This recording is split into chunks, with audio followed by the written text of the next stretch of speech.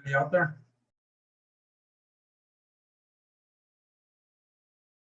Hello? Hello, Mr. Cervantes. We will begin our public session at 7 p.m. So we have a couple of minutes. Okay, well, I want to apologize because evidently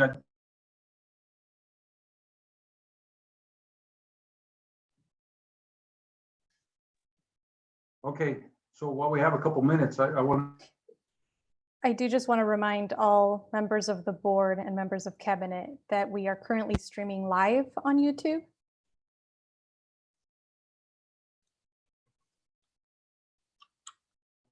Thank you.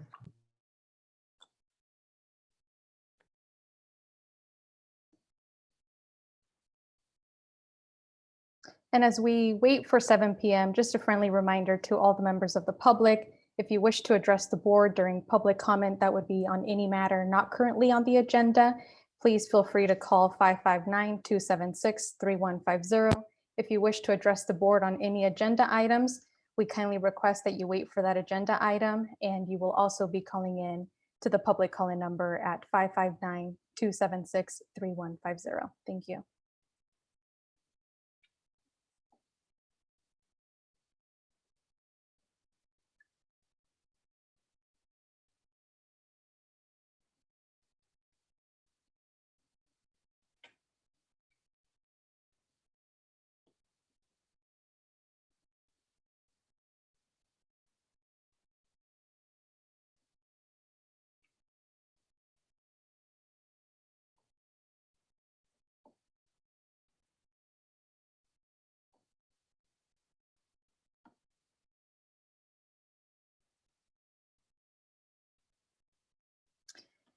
It is now 7 p.m. The board will reconvene in open session.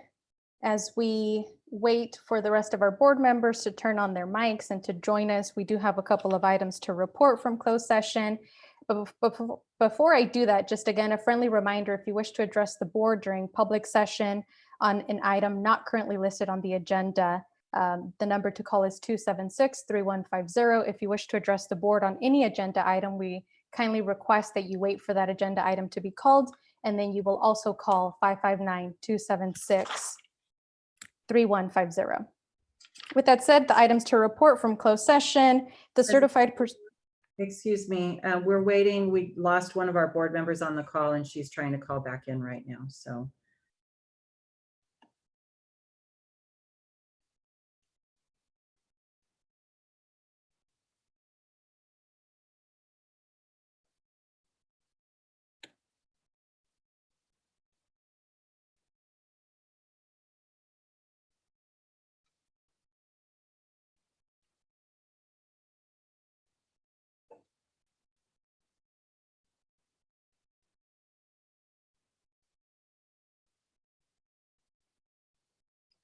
I think will be okay for me to report the action taken in closed session, and we will just wait to ensure that the board member we lost joins us before we move on our agenda.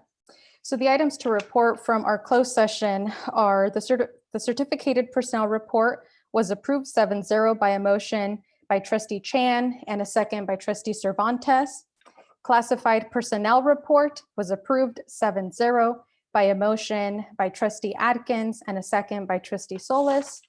We also had the approval of the settlement agreement in item 08H, case number 20200208842. And that was also approved by a vote of 7-0 with a motion by trustee Solis and a second by trustee Cox.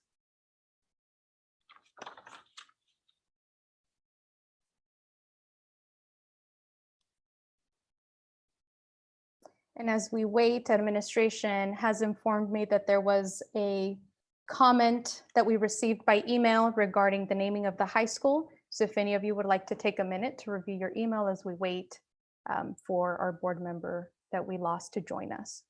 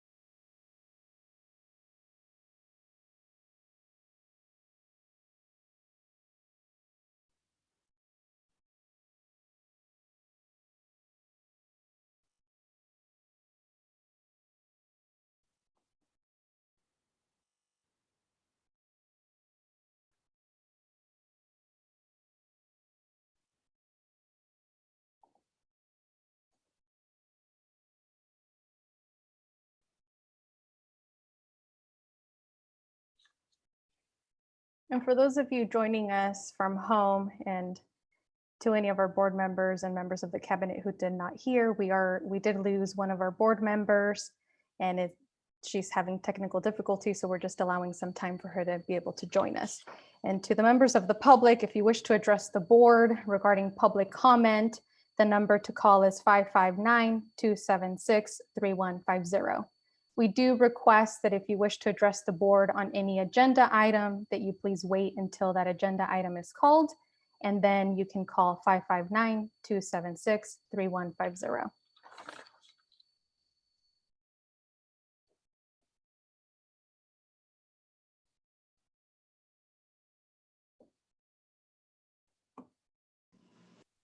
I'm here, thank you. I had some internet connection on my out here. Not a problem. Trustee Cox, just to let you know, I did report the votes that took place in closed session, and we were waiting for you to join us before we continue on our agenda. Thank you very much. I am here. Fantastic. We will move on with our next item, Pledge of Allegiance. Vice President Paul.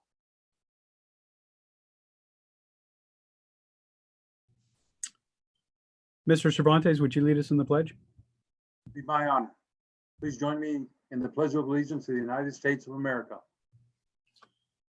I pledge allegiance To the flag of the United States of America and to the republic for which it stands, one nation, under God, indivisible, with liberty and justice for all.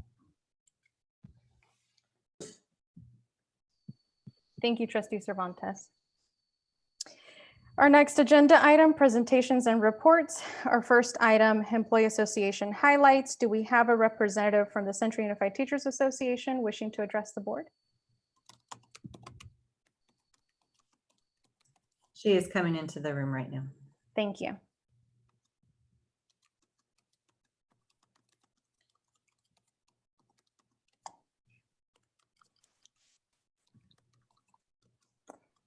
Hello, Ms. Martinez, whenever you're ready, we are ready to hear your report. Thank you. Thank you, President Carrillo. Hello, everyone. It's good to see you all. Hello. I'm Judy Martinez, the president of the Central Unified Teachers Association. Tonight, I would like to once again acknowledge the tremendous job that our entire district and staff has undertaken. When we all left our school sites on March 13th, none of us knew that our world and our lives would be turned upside down. To say that it has been a challenge would be an understatement. To say we are now all experts after 10 weeks of distance learning would also be an understatement. What we can say is we as a district and as a community have all come together for a greater cause, our Central Unified students.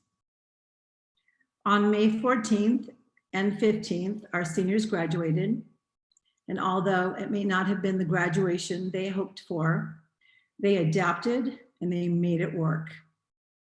Not having their traditional celebration will never take away from their accomplishments. To our seniors, we salute you. On tonight's agenda is information about an online high school. CUDA is looking forward to working collaboratively, as we have been, with our district on this, and of course, as we look to August, the reopening of our schools. Given the current information, I'm sure we will be considering several options. That's all I have for tonight. Thank you. Be well and stay safe. Thank you, Ms. Martinez. Thank you. Our next item, California School Employees Association. I don't believe we have a representative, but I just wanted to say it out loud in case they are listening and they have called in. Okay, seeing that we have no representative, we will move on to our next item, Superintendent and Board Communications. Superintendent Alvarado. Yes, thank you, President Carrillo, members of the board and our community who may be joining us this evening. First and foremost, I want to congratulate the foundation for a huge success on the Janessa Ramirez scholarship evening. we actually we raised $31,525, which is the highest in our history. And to imagine all this was virtual, okay? It was just unbelievable. So just what a great job, Serena and the team, and thank you to all of our sponsors. We had Community Healthcare was our presenting sponsor. Harris Construction, Sim PBK were our platinum sponsors. We sold over 161 dinners. Again, we raised over $31,000, and all of our scholars and their families will receive dinners, and the scholars get a swag bag from Thurman Orthodontics this year, which is kind of a nice little add-on. We do have our commencement videos. Our graduation videos will be airing as follows. Central High School on June 11th at 7 p.m. on Channel 18 PBS, and Central Unified YouTube and Facebook pages. Pershing Continuation Pathway Community Day School will be on the 15th of June at 6 p.m. on CMAC, and Central USD YouTube and also the Facebook pages. Our Central Learning Adult Alternative School Site class will have their graduation ceremony aired on June 17th at 6 p.m. on CMAC, and as well as our YouTube and also our Facebook pages. And then just one last thing, the Grizzly Award video is available. Central High School Grizzly Awards video is available to watch on our Facebook page. Senior awards and scholarships are announced. Congrats to all of our scholars, and also in the video is our 2020 distinguished alumnus, Eric Engelman. Congratulations to him as well. Thank you, Superintendent Alvarado. Board communications, is there any board member wishing to speak at this time? Hearing and seeing no comments, we'll move on to the next agenda item, comments from the public. At this time, do we have any comments from the public regarding any item not on the agenda? President Correa, we do not at this time have any public comments. I suspect we'll have some in another agenda item coming up. Thank you. We will move on to our next item, consent agenda. What are the wishes of the board on this item? I have a motion by Trustee Atkins. Is there a second? I have a second by Trustee Solis. All those in favor, please say aye or communicate your support. Okay, thank you. Any opposed? Any abstentions? Motion carries 7-0.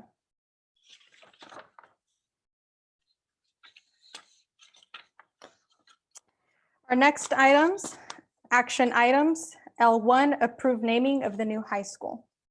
I also anticipate we will have some public comment during this item. What I would like to propose for the members of our board, if there is a consensus, to receive all of the public comments first, and then we can go into the discussion and the process of how we'd like to handle this item. Is there any opposition to hearing any comments first? Okay. Do we at this time have any comments from the public? I think there's going to be probably a 10-second lag time because some of them who are watching on our YouTube channel are probably just now getting that message. So it might be, I might have to give it a few minutes, a couple minutes here. No problem. So we are now on item L1, approve naming of the new high school. I'll just take this time to thank all of the members of the public who submitted emails, who made calls, text messages to all of our board members. I received many of them, and I am sure my fellow colleagues as well. And so thank you again to all the members of our public who submitted comments. Those members who submitted comments directly by email to Superintendent Alvarado, those comments have been shared with the board.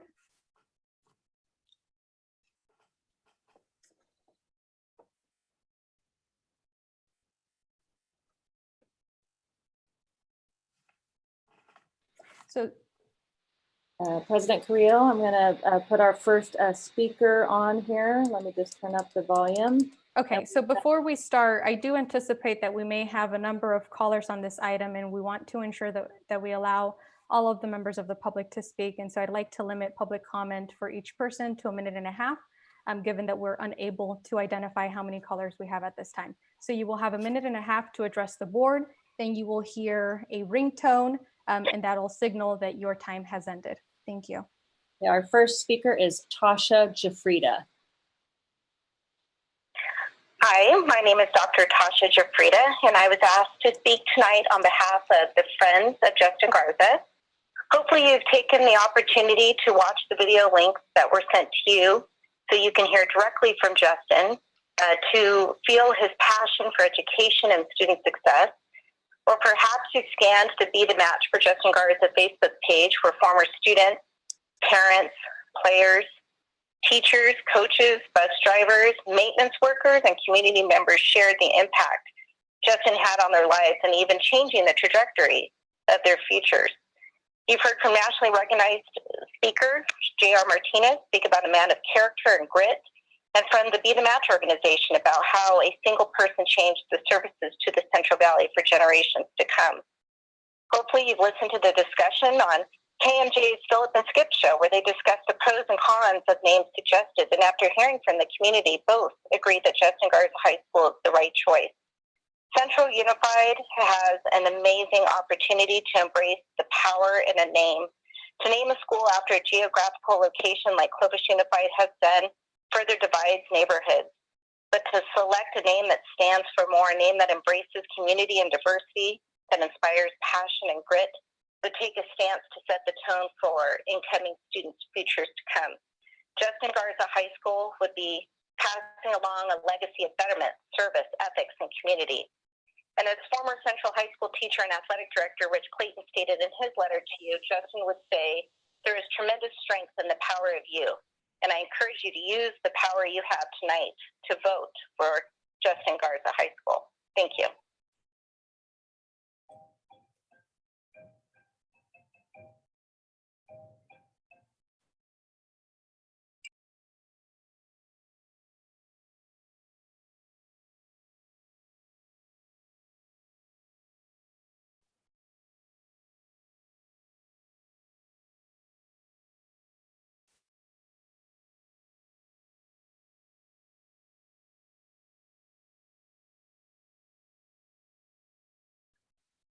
At this time, we don't have any other calls coming in. Okay, hearing no further comments, we will move on. Presentation by our I'm sorry.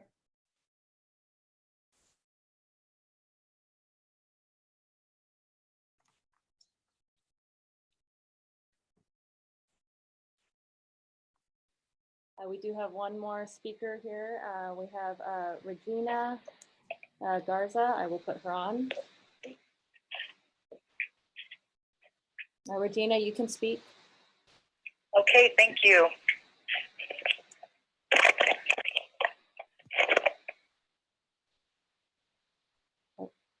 Hello? Regina Garza, and sorry, the delay caught me on the YouTube video. Thank you for allowing the public comment. I wanted to say thank you to the board and for considering naming the high school Justin Garza High School. And I wanted to just say that there is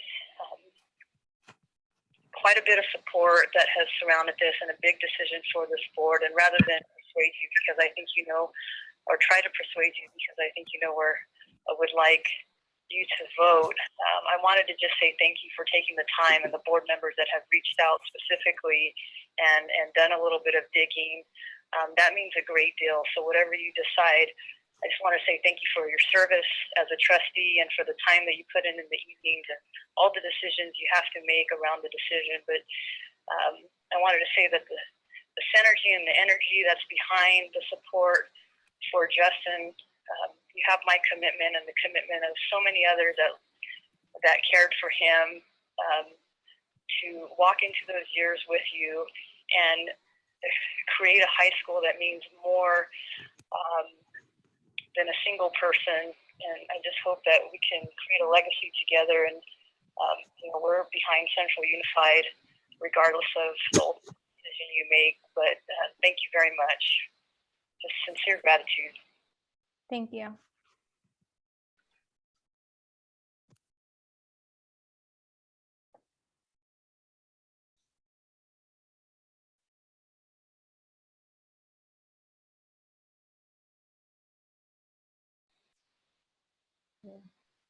At this time, there's no calls, but I said that a little while ago, so it's up to you, President. Okay, I know there's a 10-second delay, so I'm going to allow another 10 seconds. If we don't hear any further comments, then we will move forward with this item.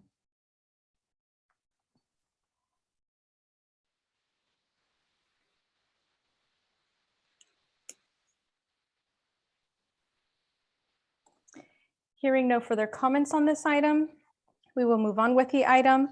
Approval of the approved naming of the new high school. Mr. McLean?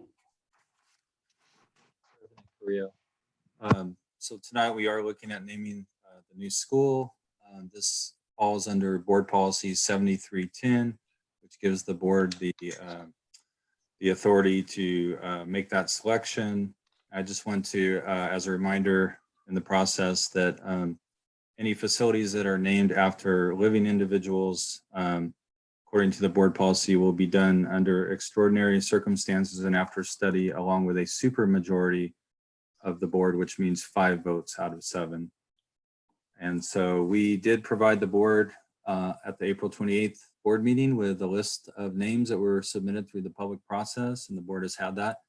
And at the prior board meeting, it was also mentioned that there was a name that was submitted previously last fall, and that was the name Elvin Bell. And so that name is added to the list that is attached to the board agenda tonight for consideration along with all the other names. So we are looking to have the board have discussion and then offer forward a name or a few names that we can get a motion on to move forward. Thank you, Mr. McLean. So as Mr. McLean informed us, our only board policy is regarding the naming of the high school, actually any building, and the requirement of the supermajority. So as far as consensus on the board and how we'd like to proceed on this item, during 2 board meetings ago, we discussed having the opportunity to allow any board member to add any additional names to the list. During our last board meeting, we did have the additional name added. And so would the board like to solicit any further nominations at this time, or do we want to have a discussion and have any questions and then move to requesting if there are, well, soliciting if there are any additional names to be added, and then making, well, I'd be requesting a nomination to move forward with this item.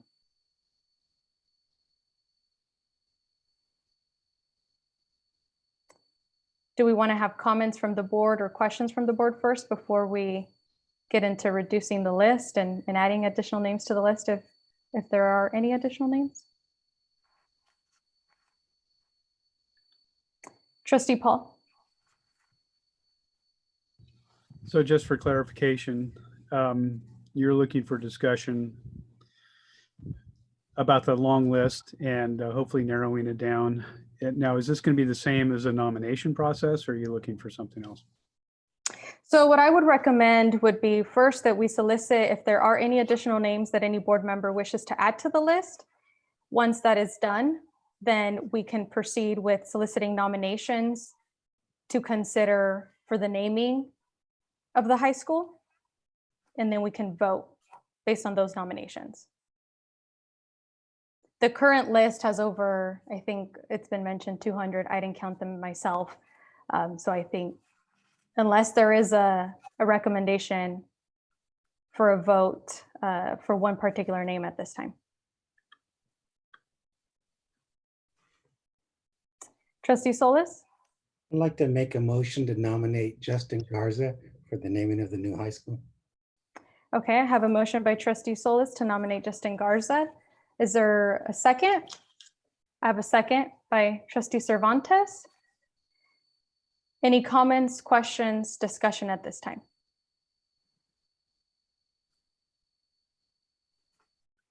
Are we taking all nominations at this time, or are you going to take them one at a time?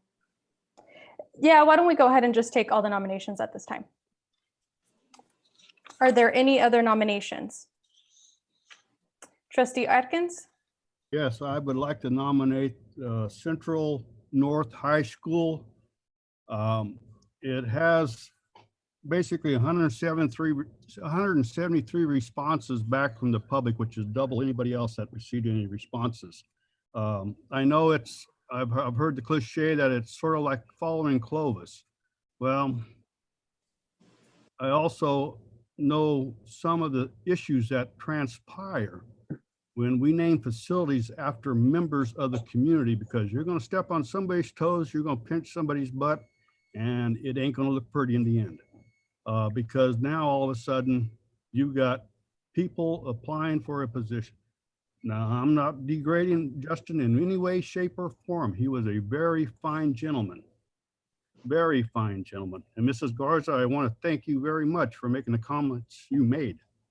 That is very, God, I wish I had the dictionary in front of me to tell you how much I appreciated that as a human being. But that is my nomination. And Thank you. I have a nomination by trustee Atkins for Central North High School. Is there a second? I have a second by trustee Cox. Are there any further nominations? Okay. Hearing there are no further nominations, trustee Cervantes? Comment. The process that the board elected to use was to open it up to the public. Although I do concur with Mr. Atkins's comment about the amount of votes that Central North received, but the overwhelming amount of support from the community that we heard from through the board meeting, through emails, etc., was a very compelling story. The individual that we actually second the motion to nominate for this particular meeting of the school seemed to be a person of extraordinary impact on this community and the public of this community. And so I feel like if we engage the community, ask them for their opinion, and the community speaks and gives their opinion, we're doing them a disservice not to follow what their opinion would be. And so that being said, I just want to say a little bit about that. And it's a human being that somebody can put a definition behind. And I personally think there will be a Central North, but it'll probably be a little further north than its current new location, being on Ashland and Grantland. I'd like to think in the next possibly 20, 30 years that there will be a Central North, but it'll be further north of that current location. But with that being said, I too want to just talk about the integrity of the people that did make their nominations and their support. And I want to mention Mr. Bell as well. Mr. Bell, incredible story, incredible accomplishments in his life. From, being a little cotton picker out of Cantua, California, just an amazing story. And there was some wonderful people on that list. But again, I believe the public has spoken, and the public's wishes were Justin Garza High School. And I stand there. Thank you, trustee Cervantes. Any other comments from the members of the board? Trustee Cox? Hi, thank you. Thank you, Mr. Cervantes. I do appreciate your comments on both parts. I want to reiterate too that I believe that Mr. Atkins' nomination is reflective of the community. There was more than double the number of community that took the time to say Central North than there was for an individual. And actually under the Justin Garza nomination, many of those votes were actually for the educational center, which we're not naming. A portion of those votes were for the high school. So that number of 87 isn't truly reflective of all the high school nominations. So it's actually a lower number. But that being said, I do have value in naming it more of a neutral. I think it's whenever somebody is really engaged in the community, there could be potential that maybe that's not always positive. And I did receive a couple of comments that encouraged me not to vote for Mr. Garza. I love Mr. Garza, but I do know there's people out there that have some concerns. And so that's what I think Mr. Atkins is talking about, is no matter what, somebody could be unhappy. Naming it for directional, it's very neutral. It allows the kids to make their own identity. They don't have to follow the name of somebody. And so I think it gives our students more latitude to pick their mascots, their colors, etc. So I would just encourage us to stay neutral like we have in the past and keep them in a north, central, west, east, whichever the nomination is. Thank you. Thank you, Trustee Cox. I would like to offer a friendly amendment to the motion that has been made by Trustee Solis and the second by Trustee Cervantes, that if this name is selected and moves forward in the naming of the new high school, that we direct staff to conduct a thorough background analysis of the name to ensure that there aren't any claims of misconduct, discrimination, sexual harassment, any of those concerning items to ensure that the name would not present a negative light to the district. And so if Trustee Solis and Trustee Cervantes accept that amendment. So the amendment to your motion would be that if Justin Garza is approved as the name for the new high school, that staff be directed to conduct a thorough analysis to ensure that there are no negative issues with that name. That's fine. Thank you, Trustee Solis. Trustee Cervantes, do you accept that? Thank you.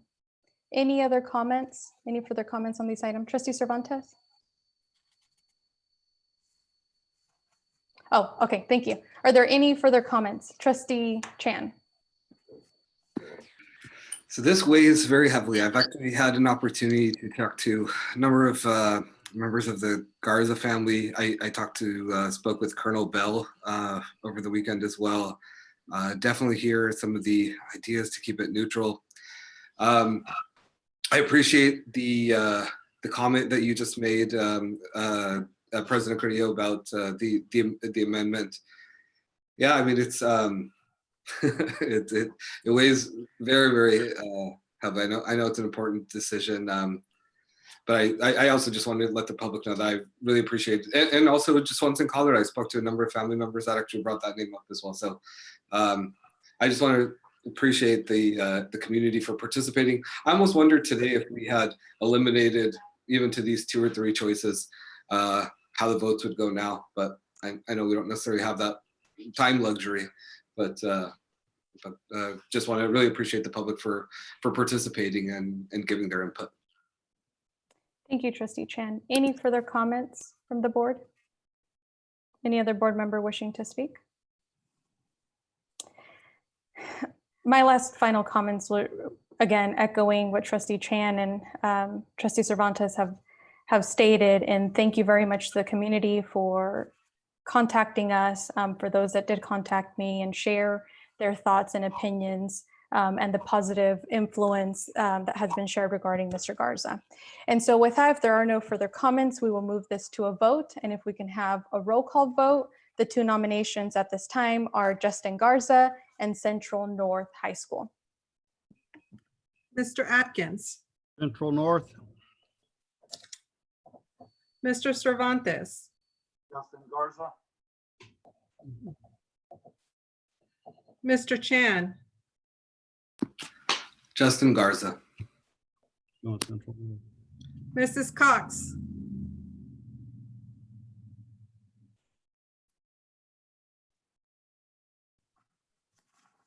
Sorry, Central North, please. Sorry. Mr. Paul, Central North, Mr. Solis, Justin Garza,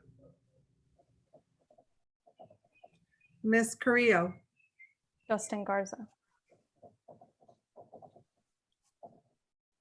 Mr. Garza with a 4-3 vote. Thank you.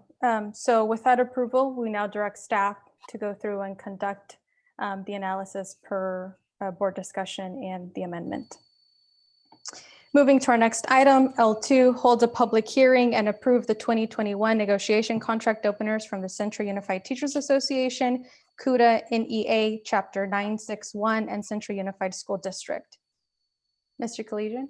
Thank you, President Carrillo. This item returns to you from our previous board meeting. Administration is recommending that the board hold a public hearing at this time and then adopt the contract openers for CUTA and Central Unified.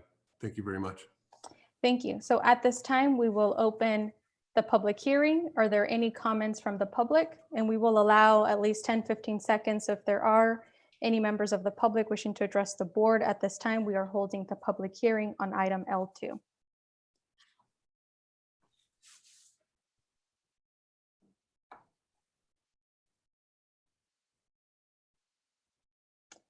Seeing and hearing that there are no comments, I will now close.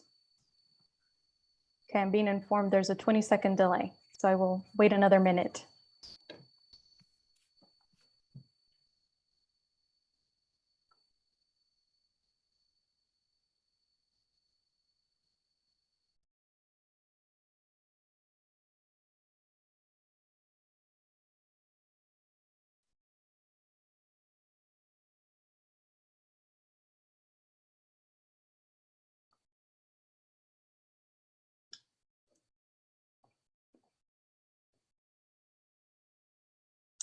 Thank you. At this time, I will close the public hearing and we move on to the vote approval of the 2021 negotiated contract openers.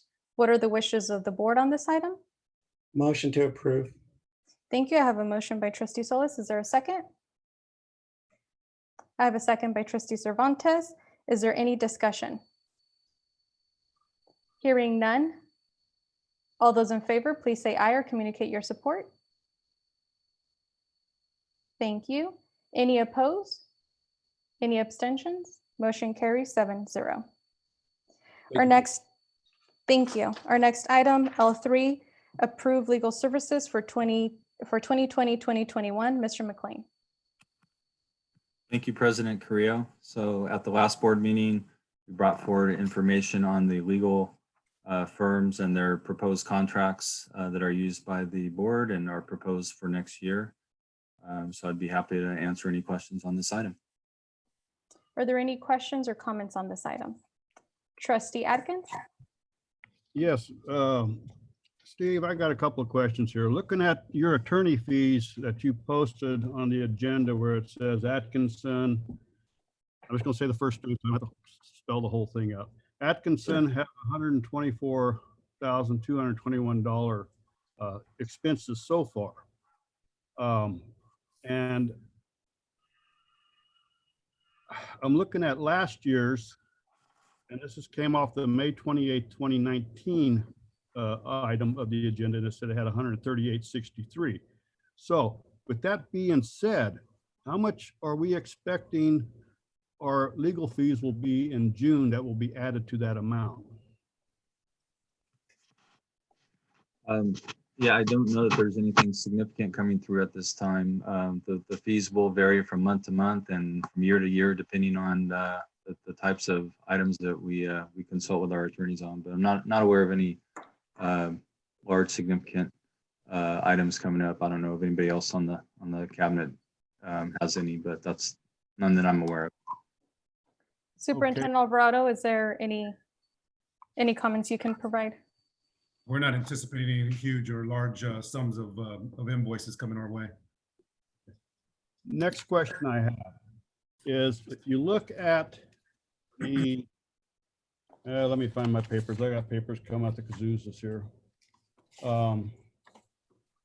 If you look at the numbers that you sent us today for the 5-year analysis, on it, you state that as of 2019-2020, which is the year we're in right now, that Atkinson's legal fees was $141,000, but yet on the agenda, you say it was $124,000. That is a $17,000 differential there. That's right. I believe the information that was put on the board item was done prior to the last bill. There were some invoices that came through since the time this came to the board previously. And if you recall, Atkinson Annelson is also helping us with our appeal case against the state allocation board. And so there are some ongoing fees for that. And so that part of the explanation of why the difference. Okay. Now, I guess here's why I'm getting to this point. For Fanger, Friedman, and God, I should have put my glasses on. Full frost, Full frost. better known as F cubed. Okay, as far as that, right? Last year, they stated on that report that of May 28th, and this is what I'm afraid is going to happen here, is they showed that we had an expenditure of $2,570, but when it finally came out on the final balance, we paid them $85,000. That is $87,000 difference, and I don't understand that. Is this a typo? Is it actual reality? Because we're going from 2015, we spent $126,000 on legal fee. Last year, we spent $240,000 on legal fees. That doubled. I mean, and it's like, are we having, I guess here's my question. Are we having that many more, God dang it. We having that many more suits filed against us? Or are we running into that much more political or Legal issues? Legal issues? Or is it because they're taking long? Okay, Andy, let me, or are they just, I don't understand it. Yeah, let me and Mrs. Davis will jump in here too, but Triple F, the Fagan, Fieldman, and Fullfrost are special ed attorneys for the most part, and you know, that big jump there had to do with some pretty high profile cases that we were dealing with. Mrs. Davis, you want to jump in on that? You just said it. It was based on some cases that have since been settled.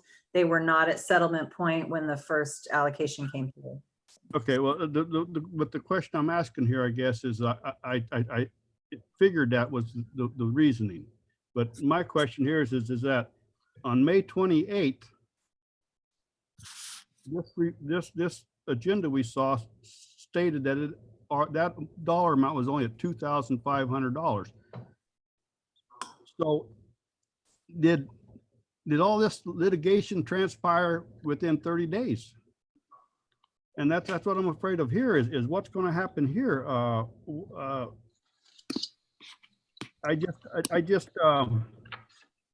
If I went through the contracts correctly, that's why I asked us to bring this back. Now, noted to you, Atkinson's hourly fees are cheaper than Lozano Smith's. There's no ifs, ands, or buts about that. But if you read further in the contract, Atkinson charges a 5% administration fee for every claim that's filed. Okay. Now, Lozano Smith charges more, but they charge, they pay you pay by whatever, you know, the emails or the faxes or whatever. And that could possibly make a differential there as well. But also Atkinson's charges is on a 15-minute basis, whereas Lozano charged on a 10-minute basis or interval, I should say. So I'm just trying to get it in my mind here. Are we paying more? And I hate to use this word. Are we paying more for less or less for more? Well, I believe the biggest factor is the total number of hours that are going to come into play. And yes, they do have their little differences in terms of how they charge administrative fees and things like that. But the administration shares the interest in keeping legal fees to as low a level as possible, given the litigious nature of our society. But we do keep that in mind as we are making calls with attorneys or asking for information. We're always keeping in mind the expense as well.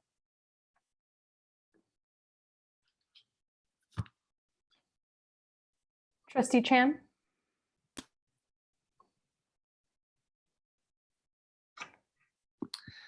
I appreciate the district providing the 5-year sort of analysis, legal analysis today.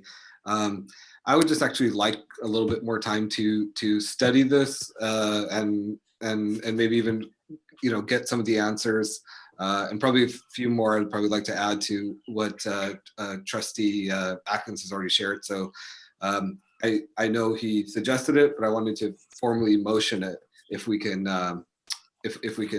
take up this item at a later time. Okay, I have a motion on the floor. Trustee Cox, is that a second? Or is that a comment? I was waiting to get a comment and I had my hand raised. Oh, I apologize. That's okay. I know it's hard to watch all this. So just quickly, I just wanted to ask, basically, maybe we should be talking to staff recommendation. I think it's been a while since we have Lozano, so I don't think there's anybody on the board that really had experience with Lozano, but I know they do currently help us, and maybe Mr. Alvarado could weigh in on this, or going forward. And I do support, maybe giving us some more time on this, but maybe it's not a one or the other. Maybe we can adopt both of them and allow staffing to go to the firm that is at the highest expertise level. Attorneys' offices tend to have, I call them, their warm-up bench and their, hitters. And sometimes they are currently employed with somebody that's very good in civil litigation. The next time it's something else. So if we have something specifically that comes up that requires some specific certifications or knowledge or experience, if we have two benches to go to, sometimes that gives you a better latitude. So, but I'm going to defer to the superintendent to see what his recommendations are. If it's even something we should be consider both firms, or just stick with this. Okay, before we do get any further comments, we do have a motion on the floor. And so is there a second to support that motion and we can continue the discussion? I have a second by Trustee Atkins. Thank you, Trustee Atkins. Superintendent Alvarado. Sure. Thank you, Trustee Cox. So we have the 5 firms that are listed there. One of them is actually through the Fresno County Superintendent of Schools. And they're about half the rate of the other, basically of the other firms. The reason for bringing Lozano Smith forward is that Atkinson, Andelson, Loyal Root, and Romo actually provides general counsel for the district. They cover personnel, student discipline, that's kind of a jack of all trades. There's times where, we need to get somebody on the phone, and if you're just completely relying on one firm, you're waiting basically on that firm to return your call or to answer back. This would give staff the opportunity to contact another firm who is just as respected in the industry, which is Lozano Smith, to provide the district general counsel. I've done work with Lozano Smith for years. I mean, we go back, 18 years or so. So they're an excellent firm. The district used to use Lozano exclusively back in the day. But it would be for them to provide general counsel to the district. Now, as far as the fees, I've been in situations where, as Trustee Cox just mentioned, where you're trying to get guidance on something, and then all of a sudden it takes 2 hours for counsel to get back, and then you get billed 2 hours.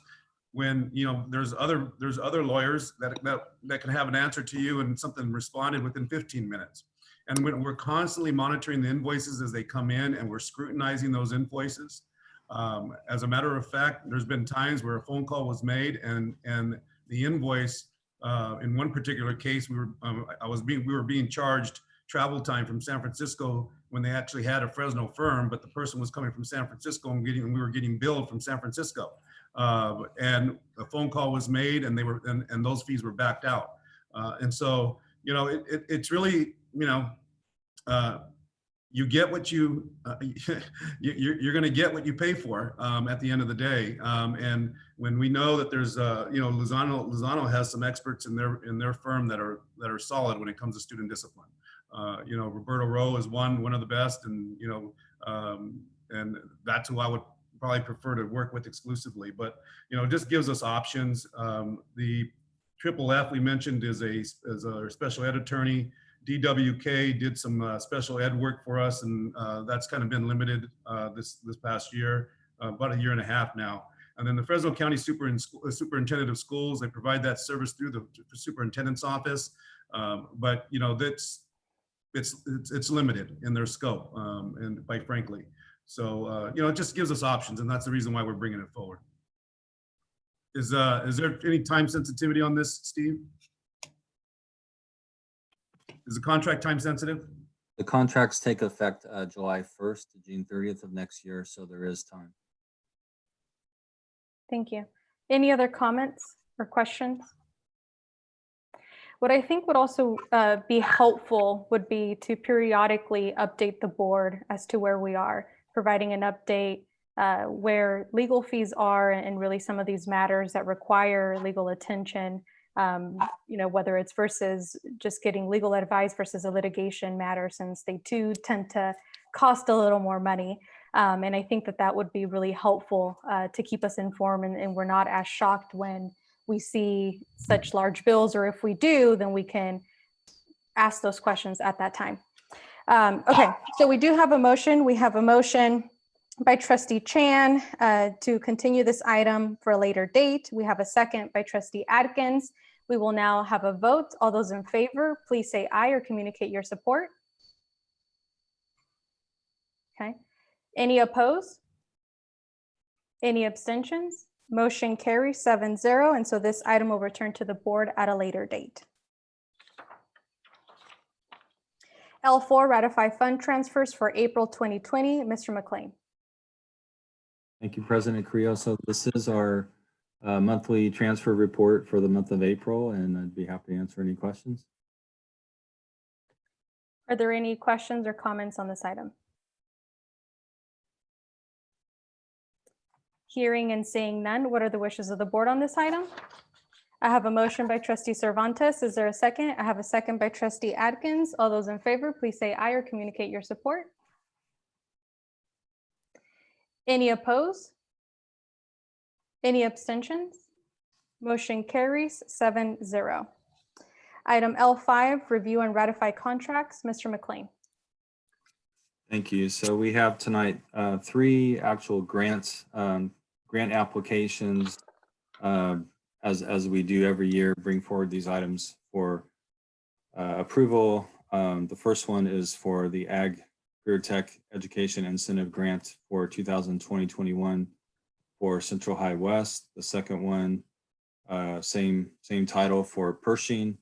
And then the third one is the MOU for the Career Tech Education Incentive Grant, which is through the consortium of which Fresno County is the lead agency. Thank you, Mr. McLean. Are there any questions or comments on this item? Trustee Atkins?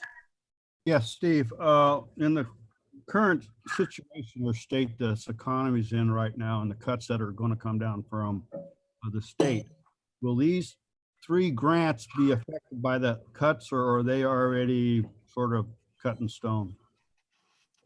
Well, I'll take a shot at the answer here, and if Ketty wants to join in, I'll let her do that. But these are grants that are, the way the federal funding works, it doesn't necessarily mirror the same fiscal year as the state because of the federal year being different. So my understanding is that these grants are remaining intact, but going into a year from now, when we come back around with the next round of grants, that there are potential cuts. And I will be talking about the federal funds and federal grants in my presentation in a few moments, but those are, again, are just being proposed cuts at this stage. We don't know if those cuts will make it through the final budget process or not, but at this point, there is a possible cut for future grants.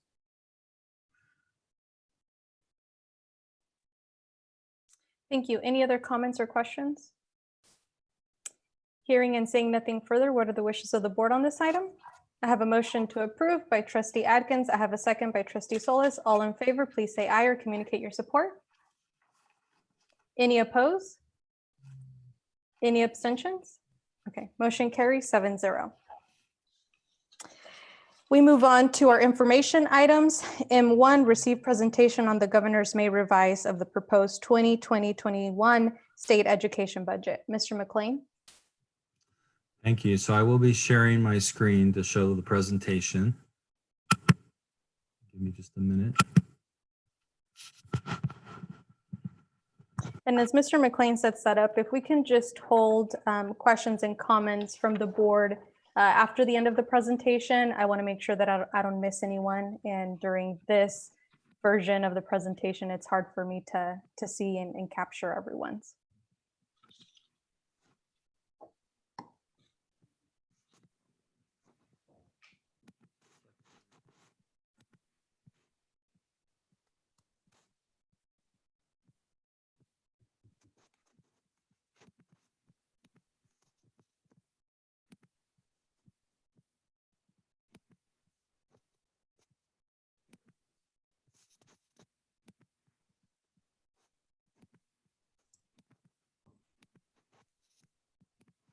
Dave, you just went off shared screen. You're not sharing it anymore.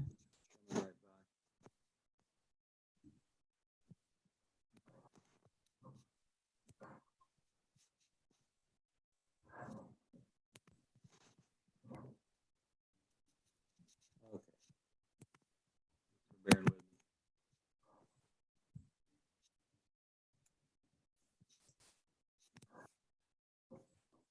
Okay, so we now have the May revision that the governor provided last week. Share some additional information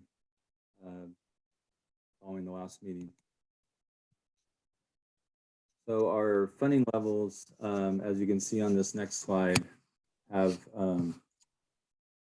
decreased significantly from what the governor presented back in January. And so this is the 3-year budget period. So you're seeing the 2019-20 year, the 2020-21 year, and actually the 18-19 year. So there's a very small change on the 18-19 year, and then the 19-20 year has about a $4 billion statewide decrease. And then you can see a significant $13.5 billion difference on the 2021 year. So included in the governor's proposal is a proposal to hasten education's recovery, more going out into the future. So right now, what we call the Proposition 98 guarantee for education is about 38% of the total state general fund budget of revenues. And the goal of the governor is to increase education's share to 40% going forward. So this proposal would be to increase the general fund or the percentage of education as a total of the general fund budget beginning in the 2021 year. So not next year, but the following year. However, to do that will be challenging given the situation we're in right now. So that is the proposal. He's trying to provide some additional support moving forward so that we kind of recover and rebound back from the situation that we're in for next year. But again, this is just a proposal at this stage, and it has to go through the legislative process. See where it ends up. So the changes that are being proposed right now, starting with the cost of living adjustment, which was calculated by the state this year at 2.31%, is proposed to not be funded. So that affects our local control funding formula. It affects our mandated block grants, our special ed, our state preschool, and our child nutrition program. So I'll go into more detail on those in a second. The governor proposes, actually takes the COLA away from the special ed, but then comes back and proposes a 15% increase per student in special ed funding. So there is a kind of a bright spot on special ed for the proposal next year as opposed to the other programs. The LCFF funding deficit is calculated at 7.92%. So if you take that 7.92 plus the 2.31%, that kind of gets you back to the 10% that you've been hearing about in the news, but really the net amount when you subtract out the COLA is a 7.92%. And then categorical programs are proposed to be cut at various levels.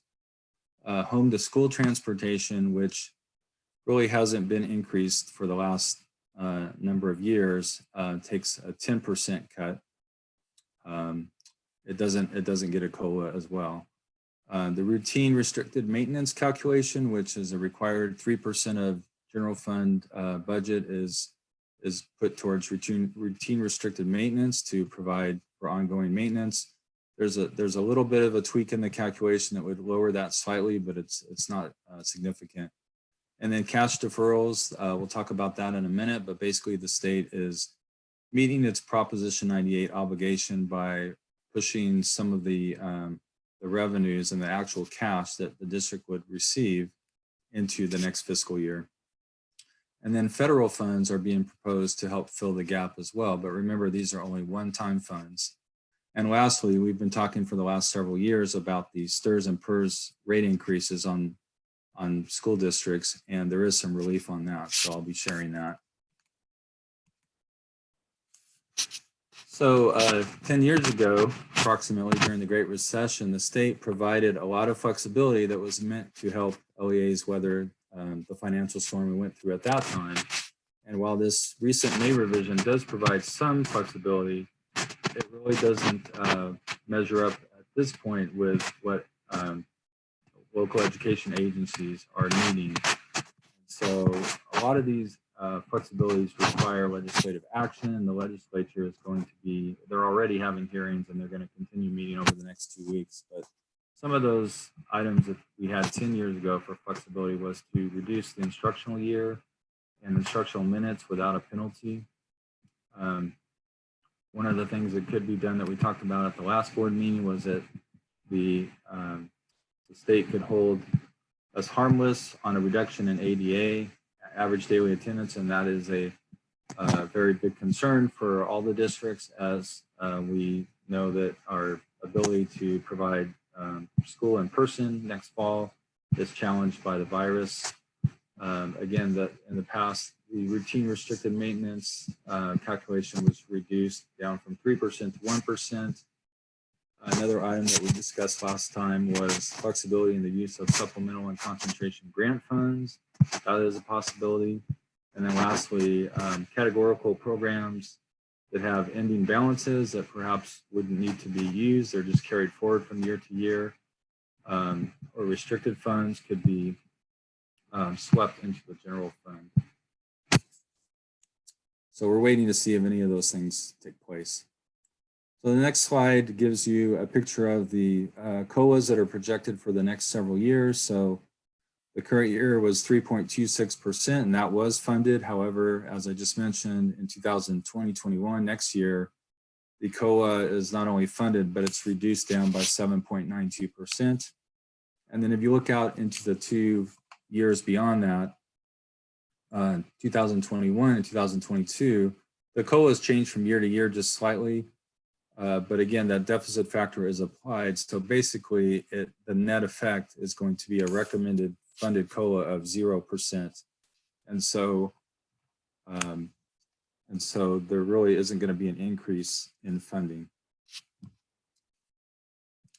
On the lottery, contrary to what you might think, we are expecting that perhaps the lottery funds would be projected to dip. And so far, during these last couple of months, lottery sales are holding strong.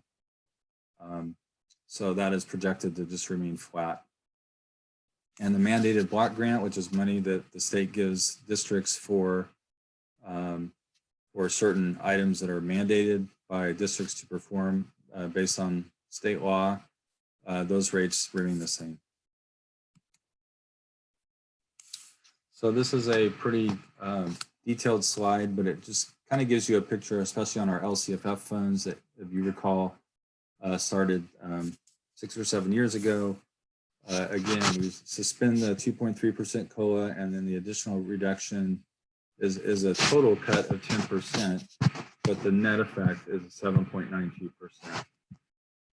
And then that one slide, or the one caption, explains that these reductions could potentially be what the governor says triggered off or reduced if the federal government provides additional funding to backfill those cuts. And there are some additional slides that I'll talk about in a minute. So this just gives you the grant amounts per student. We have a base grant that is reduced.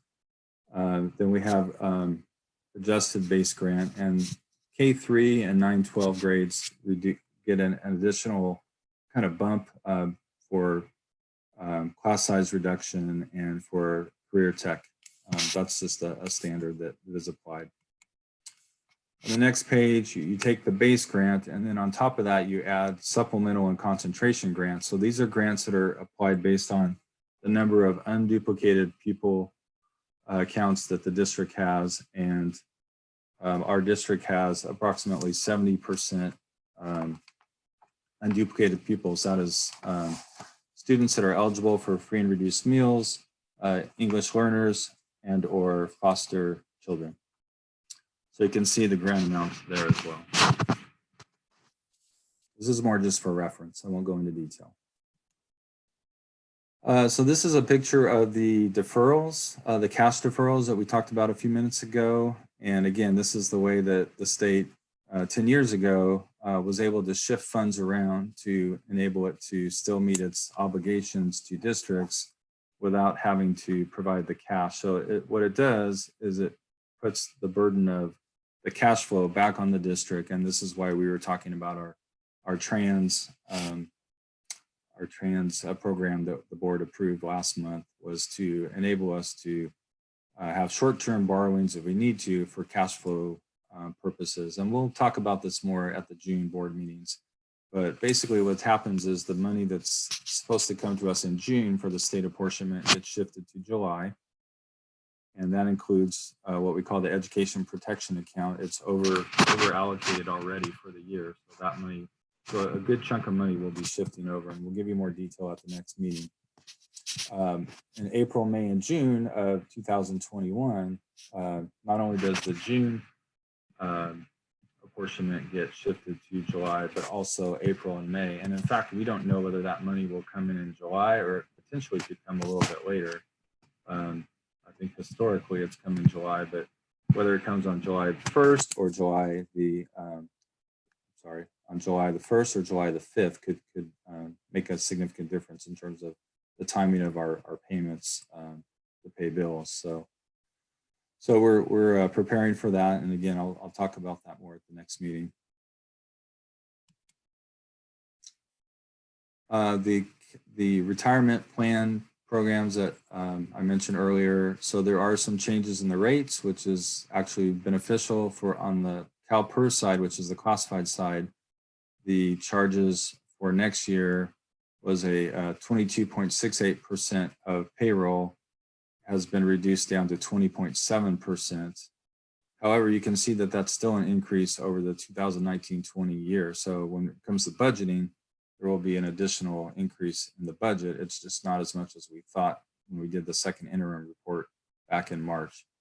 And 2021-22, again, it goes up, but it doesn't go up to 24.6. It only goes up to 22.84. So that is a little bit of help on the budget from making matters worse. But again, it is an increase, so it does impact the bottom line. And then with CalSTRS, which is the certificated pension plan, there actually is a reduction. So this is even better. The current year rate is at 17.10% of payroll. Next year's rate would drop down to 16.15. So that is an actual reduction. And it was previously scheduled in the January governor's report to go up to 18.4. So that is a very helpful rate reduction. That's probably about $2 million on the total payroll pension costs for Central from this year to the next. And then the following year, it actually drops just a little bit to 16.02%. Again, it was scheduled to be 18.2. And then you can see in the third year, it jumps back up to 18.1. Minimum wage is supposed to go up again on January 1st of 2021. So we're currently at $13 an hour. And if you remember from the past, it goes up $1 each year until 2022. So there is a possibility that the governor this summer could temporarily suspend that increase and take a pause. We may hear some more about that next month, but at this point, we just don't know if that's going to happen or not. On the categorical program side, there are cuts being proposed to these programs, adult ed, career tech ed, and ag career tech. As I mentioned, those are forward funded, and so it may affect next year's grant rather than or the following year, 2021-22, rather than the 2020-21 year. After school and state preschool are also affected with potentially a 10% cut. And again, the governor was clear in his remarks to say that these cuts could be reversed if additional federal funds materialize. In addition, the LCFF funds could be reversed as well.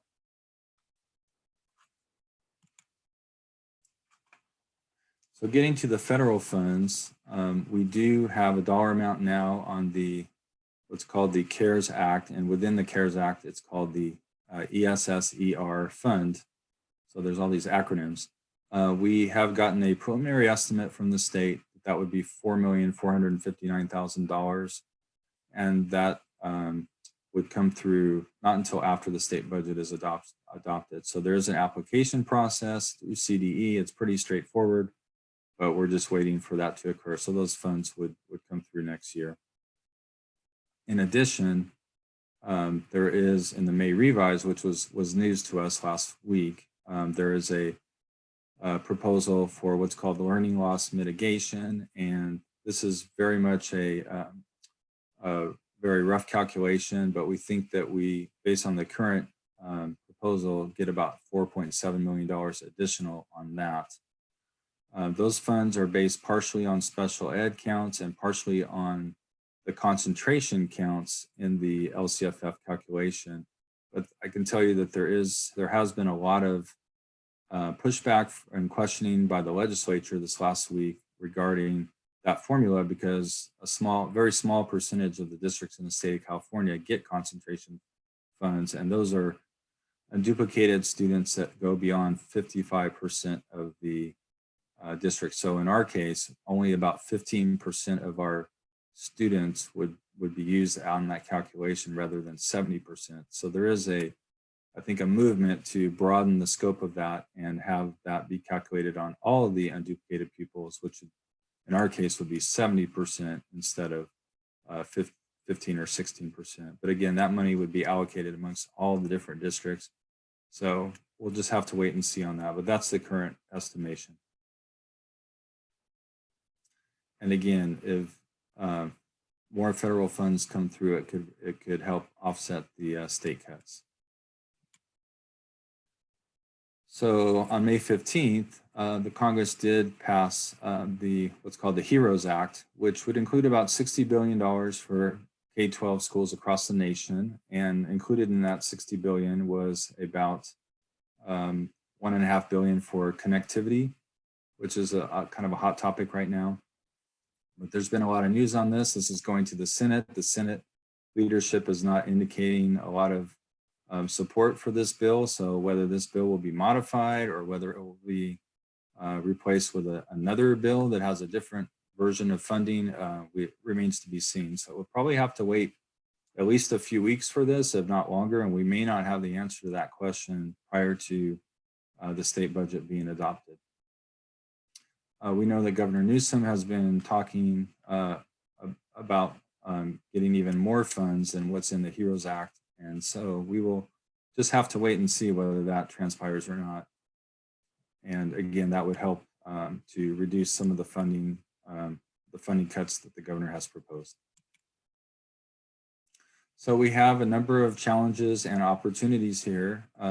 One of the challenges that's very different from 10 years ago is we're in a situation where our costs are really on the increase, and part of that has to do with what will we need to do to prepare our students to be safe as we go into school in the fall, and what are some of the modifications that we're going to have to make. So we'll be talking about that going forward. The federal funds provide a bridge through next year, but our budget going out into the future years, you're going to see a structural deficit, and that's what's going to require a reduction in expenditures in order to meet that structural deficit. So even if the upcoming year is not as bad as the future years, it's going to compound over time. And so we need to keep that in mind, as well as the challenge of declining reserves that we potentially face as a result of the new budget projections, and the fact that we want to keep our reserves at a sufficient level to enable cash flow and enable us to have flexibility in terms of making decisions on the kinds of cuts that we need to make.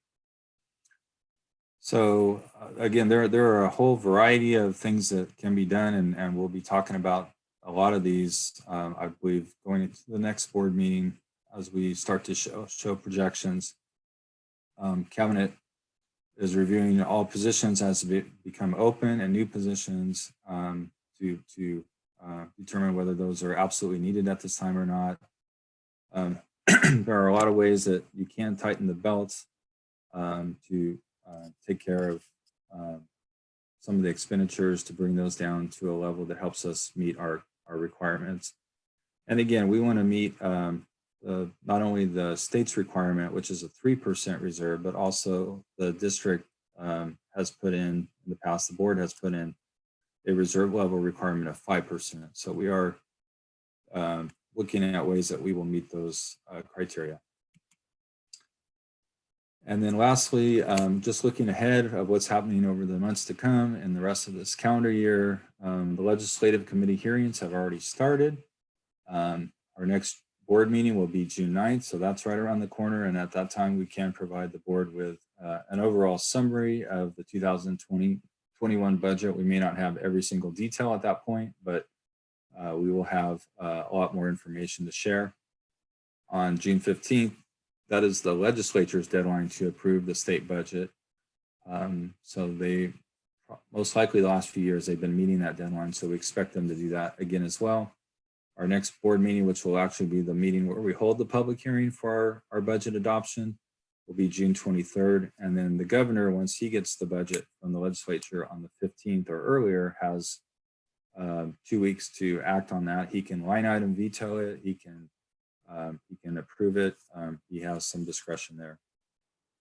And as we talked about at the last meeting, there is a possible state budget update that could take place in August once the tax revenues are all accounted for. As we know, tax returns were extended to July 15th, and so there could be another report at that time. Our unaudited actual report for 2019-20 will come to the board on September 8th. And then lastly, in December 15th will be our first interim report, which will provide us another update for the board, as well as the approval of the 2020-21 LCAP that was pushed back from June to December.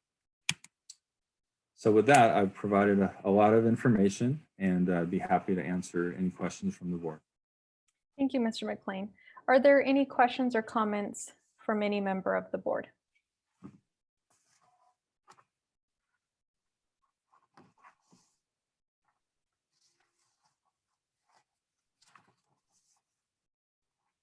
Okay, I'm hearing no further comments or questions. And so with that, we will move on. This was just for information purposes. We will move on to M2, receive information regarding activities related to COVID-19.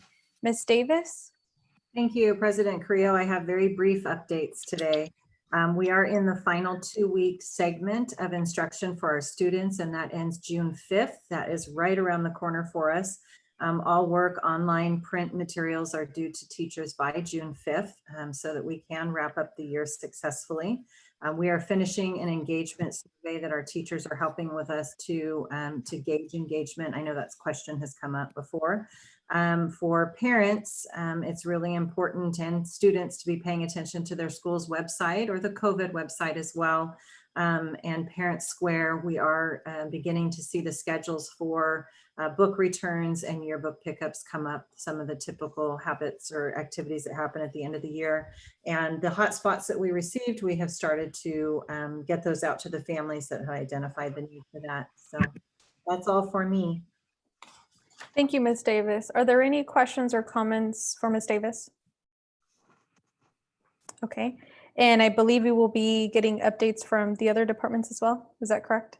Okay, so next, educational services. I'm sorry, executive services, Mr. McLean. Thank you. So I just want to report that since we started serving the meals going back when school closed on March 13th, the team has served over 380,000 meals, which is quite a few. The state has provided a waiver, and the feds, USDA has provided a waiver to continue serving meals all the way through the summer. And so we are planning to continue with that twice a week schedule. And then lastly, our staff are working with Ketty and her team and Jack and his team on the reopening task force. Thank you, Mr. McLean. Are there any comments or questions regarding Mr. McLean's report? Seeing and hearing none, we'll move on to human resources. Mr. Collegian. Thank you, President Carrillo. Health screenings continue to take place for our essential staff upon their arrival and departure to the workplace. Of course, PPEs, personal protective equipment, such as masks and gloves, are being provided to our employees as well. HR will commence live scanning fingerprinting starting on May 27th, where we'll be adhering to best practices for social distancing and sanitation during the COVID-19 pandemic. To date, we have 191 employees and community members who have signed up to our volunteer list. Lastly, at our next board meeting on June 9th, HR will be recognizing and celebrating all of our 2020 retirees. The meeting will be agendized under employee recognition, and we will celebrate them with a fantastic video presentation. Thank you. That's all I have. Oh, I'm sorry. One last bit. Student registration continues to take place online. Presently, we have 447 students enrolled, new enrollees. Thank you. Thank you, Mr. Collegian. Are there any questions or comments? Trustee Cervantes? Madam Chair, I have a question for Mr. Collegian. Do we have the ability to check temperatures? And if we do, is that upon arriving on campus, leaving campus, departure of campus, etc.? Yes, so currently the health screener that we're using that we received from the county, the question number one is whether they have a temperature, so it's a self-disclosure. They disclose that on their way in or on their way out of the workplace. We haven't nailed down or had a detailed discussion on actually physically taking their temperatures to the workplace yet, but it's certainly something we'll need to be discussing prior to the start of next school year. Yeah, there's some no contact thermometers that are available. They're relatively inexpensive and maybe protect the person taking the temp as well as protect people, because that's really the number one indicator would be a temp. Yeah. I think our health department, as a matter of fact, has put in an order for some already. I'm not sure how many, but maybe Ms. Davis has that accurate data for us. Yes, we do have them for each campus and each of our facilities at the district office as well. We just were following the orders that Mr. Collegian mentioned that did not require us to do the temperature check, but we're ready to go. Well, thank you. Thank you. Thank you, Trustee Cervantes. Any other questions or comments? Seeing and hearing nothing further, we'll move on to M3, receive information regarding revised board policies. Superintendent Alvarado. Thank you, President Carrillo and Board of Trustees. M3 and M4 pretty much go hand in hand. We had the resolution coming to the board for calling a governing board member election. And so it gave us the opportunity to review the board bylaw. And so the board bylaw is coming forward with the recommended changes from CSBA through Gamut. And the summary of the changes are attached. Thank you, Superintendent Alvarado. Are there any questions or comments on this item? Seeing and hearing nothing further, this item will return for our next board agenda. Does anyone have any opposition if this returns under the consent? Okay, so we will have this come back as an action item. Thank you. M4, receive information, resolution number 1920-60 in the matter of calling a governing board member election. Superintendent Alvarado, is there anything further you'd like to share on this item?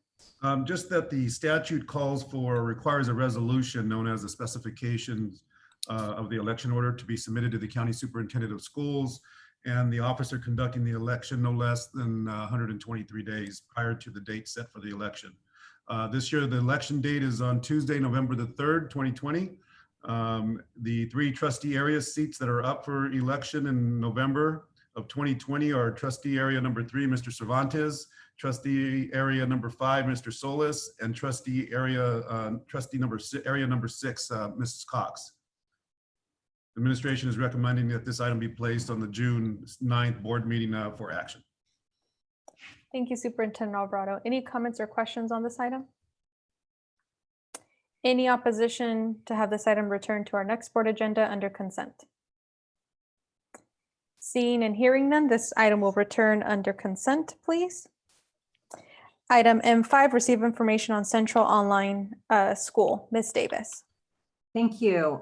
Tonight, we're bringing forward a proposal for a new online school consideration for Central Unified. The outline of this online school is attached for your review. Our purpose in the pursuit of this alternative school is to offer a comprehensive K-12 program in a completely virtual setting for our students. We believe a school option like this is well suited for students who are finding success right now in a virtual classroom and wish to continue their schooling in a flexible in-home online program. If our families currently wanted an option such as this, they would have to transfer out of the district to enroll. And we believe this is the right time to develop an online option. This online school would follow all board policies, funding parameters and requirements of our current schools, albeit with modifications for being a completely virtual setting. We believe that the staff to lead and teach can come from within our current central staff, since the students attending this will be drawn from our current PA. Curriculum for this program currently exists for students in grades 6-12 with Edgenuity. We've used this program for years. Formerly, you know it as called E2020, and we've been using it to serve students needing credit recovery. When we submit those courses, however, we submit them for original credit availability, so they are available for our use. The transition to continue it to turn to an original credit would be smooth for us. We've reviewed Edgenuity's K-5 curriculum program, and we believe it's wise to continue exploring other curriculum options for that. And the process to do that would need to include teachers that would be involved in this. Special populations would continue to receive their required service. That would not change for the service of students. It would follow them to the new school. This online school a student would need to commit to completing at least one semester. When you're dealing with high school and transcripts, you really want them to be situated and staying at the campus for as long as time. The school is not intended for families who want to take a short leave from school. We have independent study contracts at current schools. We have home hospital for special situations that need short-term relief from the school. That is not what the school is intended to be for. You may ask how this differs from CLASS, our independent school, our independent study program that we currently have. CLASS offers an outstanding option for families. We do have families take advantage of it. It allows for students to work out of pre-prepared units of study by the teachers with weekly class meetings, as well as access to on-site labs, libraries, and services for students to come in for a math lab or access to resources. Central Online is set up to not have the weekly face-to-face and to be entirely virtual. Certainly allow for the supports needed for students, but not in a physical space. We believe that might meet the needs of other students that aren't taking advantage of our current independent program. At a time when budget is of great concern, we just had that item, it may seem confusing why we want to expand program. And it really is on the contrary to that. We believe if we don't act and offer a high quality online program or option for our students, that we're going to lose many of our students to other locations, and we want our students to stay with us. We don't want them going to local charters or other school districts. And we don't know the exact numbers, but we do expect there to be many families that will want an option for their child who, one, has been more successful in our recent setting of distance learning, and two, may desire to continue sheltering in place until medical advancements are made as it relates to COVID-19, and we want to make sure we have a great landing place for them with a strong program. This item is information this evening. Administration does recommend this come back to the June 9th meeting for action, of course, after we answer questions that you have. Thank you, Ms. Davis. Any questions or comments from the board? Trustee Cervantes? Thank you, Madam Chair. First of all, I'd like to commend staff for their efforts. Thank you very much. I think this is incredibly important. But with that being said, do we have any idea what it would cost? I know right now we're looking at we're looking at 6 through 12. And then the other question I have is what is the ratio for student per instructor or teacher?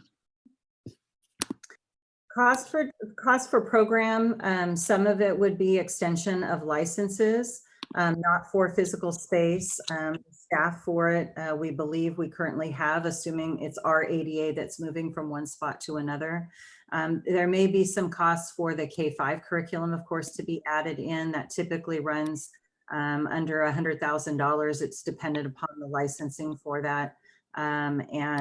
Certainly if the population warrants it, it would be an appropriate expense either with some of the monies that Steve was mentioning or some of our categorical monies to support at-risk students. The exact cost will be dependent upon enrollment, and we know how much enrollment would generate for ADA, but it's taking our existing kids and scooting them to a different school. So Thank you. Sorry, go ahead, Ms. Davis. Oh, no, I didn't know if Jack wanted to add anything, but I didn't see him off mute, so. Right, to answer Mr. Cervantes' second question regarding how big classes would be, Mr. Cervantes, that's subject to consultation with our Teachers Association. We certainly have to sit down with them and determine the appropriate student-teacher ratio with them. Right now, our current CBA has secondary schools at 38-1, and grades 4 through 6 at 35-1, and grades TK to 3, 26-1, no more than 28. So that's also based on a ratio. So if we use those parameters, those essentially would represent the numbers for those particular classes. But I think this one is unique. The school setting, the class setting is unique, and we have studied some different models out there in terms of what ratios look like. Once we have a better idea of what that is, we will be sharing that information with the board. Thank you. Anything further, Trustee Cervantes? Thank you. Trustee Cox? Thank you. I just wanted to ask, so there's been a lot of, conversation about, feeling like the parents are ready to bring the kids back. So this is a great alternative. I really appreciate that. But have we done any kind of survey with our parents of what they think they're going to be doing when it comes back our school year? For example, this shelter in place just ended, but we had restaurants opening up the last couple of days, and in the Fresno Bee, one of the tower restaurants, the entire day only got 5 customers, and my husband and I felt, okay, let's try it out. So we went out to dinner last night. We are one of 2 customers in the whole Applebee's the whole time we were there.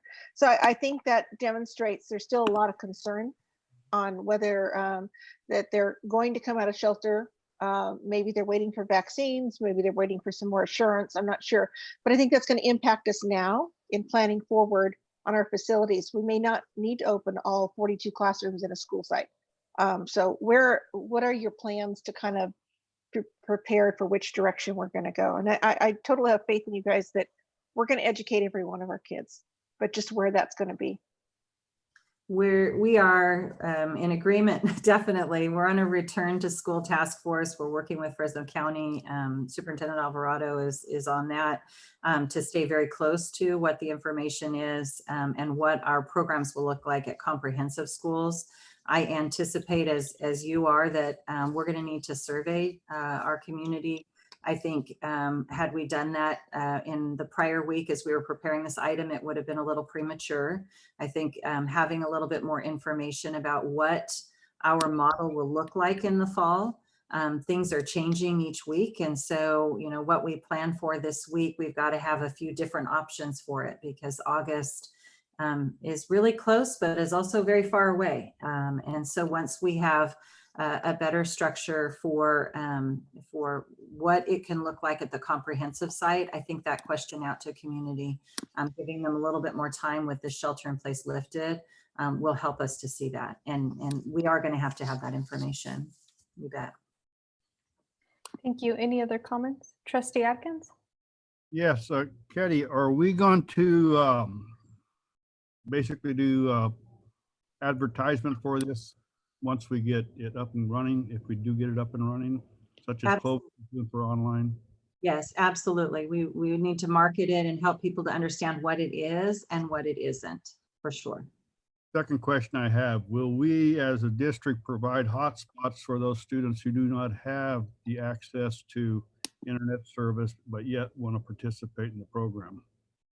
We are gearing ourselves to be able to provide the internet access to all of our students.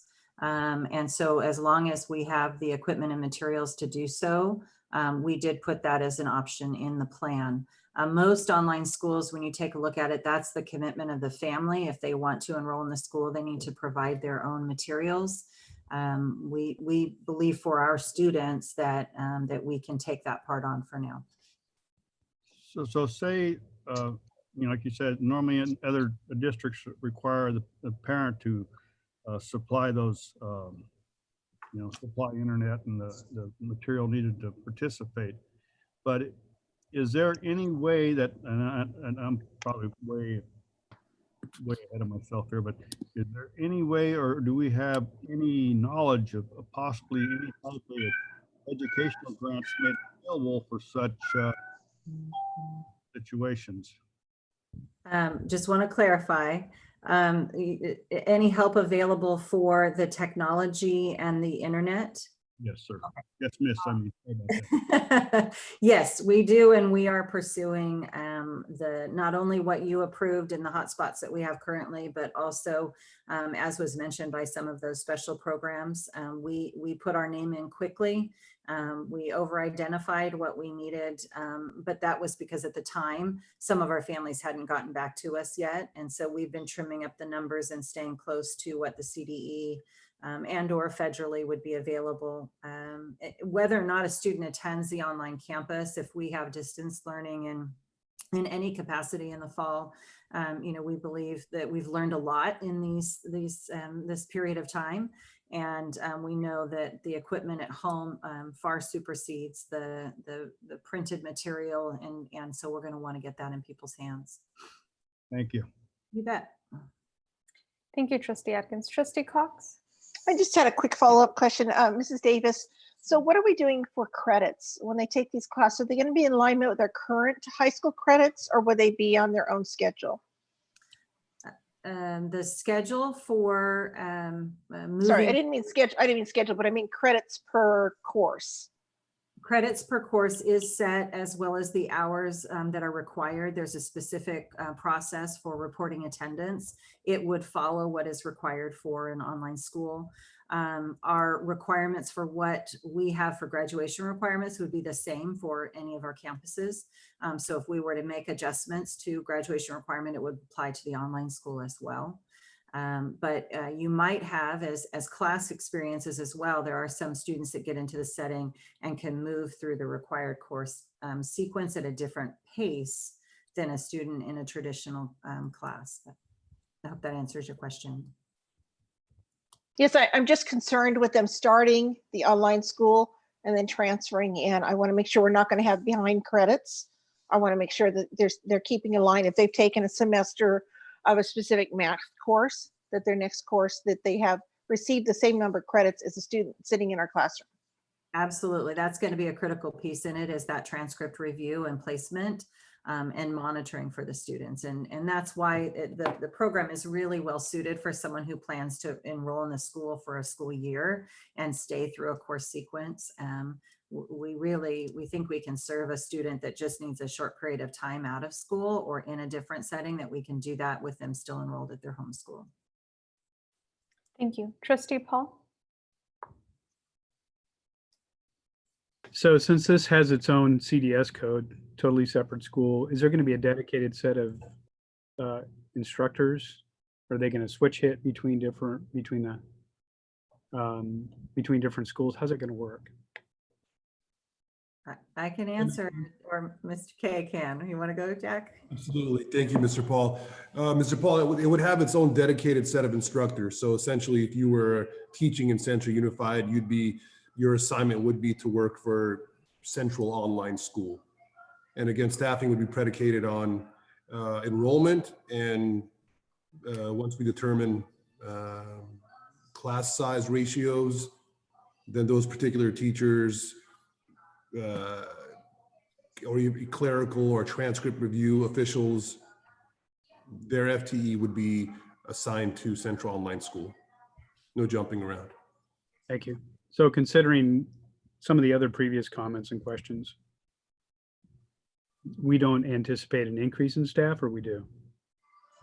I think when we look at staffing and what enrollment looks like, we think we could find the FTEs within our current our employment structure currently.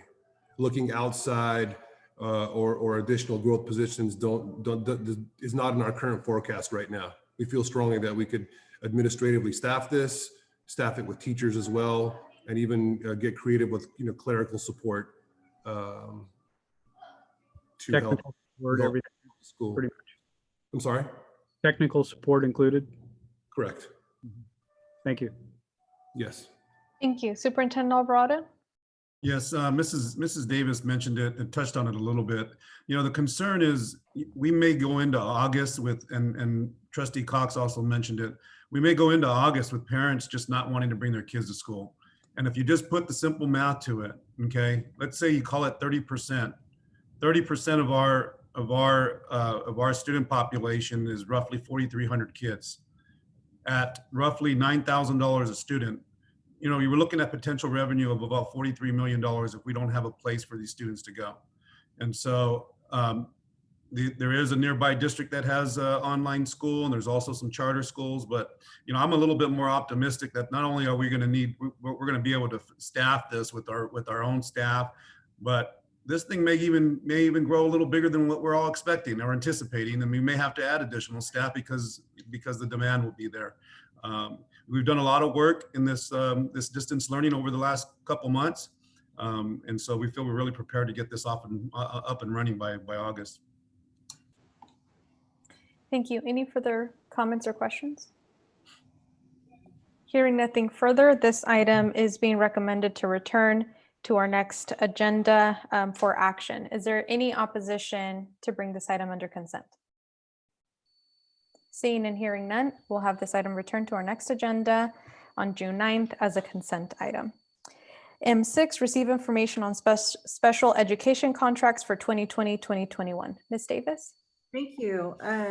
There are actually 3 different contracts attached, all under the same services for our students with disabilities. The contracts are continuing contracts that we are not able to adjust. They are built into how we serve students for IEPs. We are looking at every single contract and making adjustments and slowing down on bringing anything that may look a little different for next school year. These are not that case. We need to have these in place. The first one, Goodfellow Occupational Therapy, is the only location in town essentially that provides occupational therapy support for students. It is required in IEPs. We are not increasing cost for this contract from prior years. Believe that the staff is able to continue to perform the work for the students that we have. They have done an outstanding job during school closure, continuing service for all of our students. We have not had any interruptions. Orchid Interpreting, if as many of you may know, the language of an IEP and the specification of the assessments that are used in any given IEP are very technical and require appropriate translation. And so Orchid Interpreting for years has provided that translation service for us. It is a not to exceed amount and about 10,000 less than last year. And we'll evaluate, we pay attention to the best process along the way each year. I do not have the values for where we are currently this year on that contract, but it is a not to exceed. Paradigm is actually, this is one where we pay into it and then get reimbursement for. This provides our Medi-Cal building process and is required for us to bill to Medi-Cal, which is appropriate for a large number of the services that we provide to students and families. So we do recommend that we move forward with these. Happy to answer questions you have. Otherwise, we'd like this one to return to our next meeting for action. Thank you, Ms. Davis. Any questions or comments from the board? Trustee Atkins? You're on mute, Trustee Atkins. We can't hear you. We still can't hear you, Mr. There we Trustee. go. There we go. Thank Right you. button. Wrong finger, right button. On the contract for Goodfellows, it says that, let me bring this back up real quick. It says that the 4 therapists at, the computer ain't working for me. Come on, baby. There we go. It says 4 therapists at $144 per therapist for a 5-day work week, which totals the cost for 2020 to 2021 for $576. And the financial impact you're stating it was $550. Is that just a rounded figure? Are they giving us a discount or something, or? I could check prior to next meeting. What I understand of it is that that would be if they were working for every one of those hours for 5 days a week. What we find is we actually operate around 3.8 FTEs. Okay. So it's based on our actual expenses. And so, yes, it does show if they were to work for that entire period of time. What we go into contract with, though, if it were to go above that and we needed more service, we would have to come back with an additional add-on contract. Okay, I just want to make sure that, it's a guess, not, it's an estimate that you know about what they normally work, that they're actually truly in it full time. Thank And you. if I'm wrong on that, I will check and let you know, but. No problem. Thank you, Miss. Thank you, Trustee Atkins. Any other questions or comments? Ms. Davis, I do have a question. I know when this contract was before the board last year, one of my questions specifically about the ORCID interpreting had to do with what we're doing, if anything, to solicit our district soliciting from the end users, how successful and how efficient the interpreting is being done. I know this is a very specialty field, but I'm always concerned with any interpreting services that perhaps the parents or the guardians don't fully understand what is being translated. So have we, as a district, engaged in any surveys or asking any of the recipients of the services how effective and efficient they feel the services they've received are? Well, we have a couple of ways. The quick answer is no, we haven't done a formal survey to all of them. However, what we find is that families are asking for the same interpreters to continue back and use the same services because the ability for some of our translators to speak at the same time English is being spoken and really keep the flow of the meeting going well is often commented by participants in the meeting. And so that type of information helps draw in who's on deck to provide the translating services. We also have a really strong network with Nora Ceballos and our homeschool liaisons. And I feel pretty confident that if the questions were not being answered, they know another route to go to express concerns, and we are not hearing that. So we do believe they continue to provide what's needed in the specialty area. Great, thank you.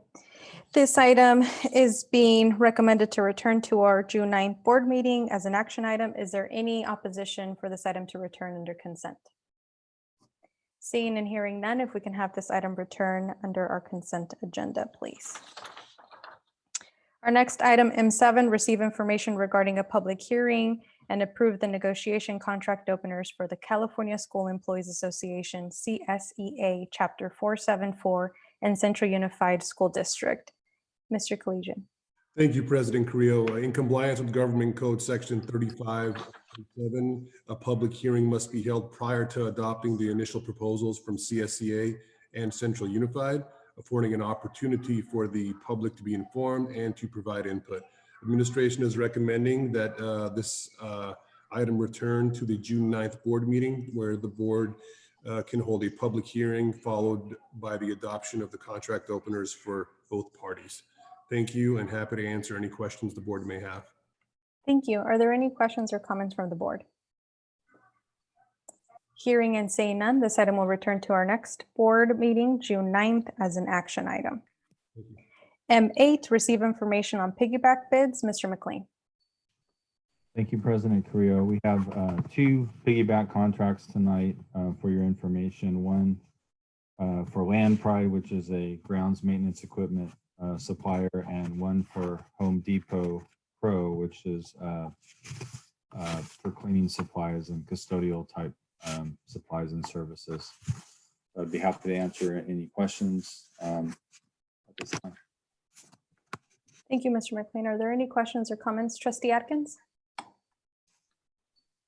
Yes, Steve, on this one for Land Pro, two board meetings ago, we passed contracts for Kubota and John Deere.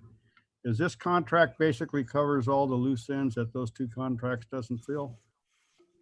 Yeah, this would be covering other items different from those other two contracts, correct? I can't say that would recover everything, but it would cover many of the items that are not covered by the other two.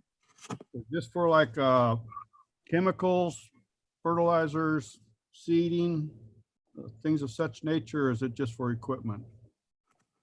It's mainly equipment, but there's a whole list of items there that are in the catalog, so it's pretty open. Okay, thank you, sir. You're welcome. Thank you. Any other questions or comments?